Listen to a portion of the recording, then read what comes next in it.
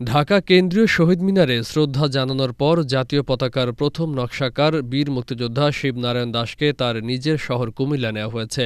শনিবার বিকেলে Comilla town hall মাঠে শিবনারায়ণ দাসের মরদেহ রাখা হয় সর্বসাধারণের শ্রদ্ধা নিবেদনের জন্য।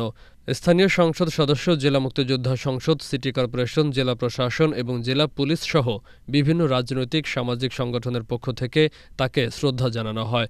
এ সময় শিবনারায়ণ দাসের স্ত্রী বীর মুক্তিযোদ্ধা গীতশ্রী চৌধুরী ও তার সন্তান অর্ণব আদিত্য দাস কুমিল্লাবাসীর প্রতি কৃতজ্ঞতা জানান। টাউন হল মাঠে শ্রদ্ধা জানানোর আগে কুমিল্লা নগরীর তালপুকুর পাড়ে শিবনারায়ণ দাসের বোনের বাসায় নিয়ে যাওয়া হয় তার মরদেহ। সেখানে আত্মীয় স্বজনরা তাকে শেষ শ্রদ্ধা জানান। কুমিল্লা থেকে তার মরদেহ ঢাকায় নেয়ার কথা রয়েছে। বাবা সবসময় একটা কথা বলে গেছেন, তার আদর্শ ছিল যেন হানাহানি বিদ্বেষ মুক্ত এই বাংলাদেশ গঠিত হয় এবং যে বাংলাদেশে সকল যে জনসাধারণ রয়েছে তারা যেন দুঃখ, কষ্ট, দুর্দশা মুক্ত হয়ে এই দেশকে সামনের দিকে এগিয়ে নিয়ে যেতে পারে।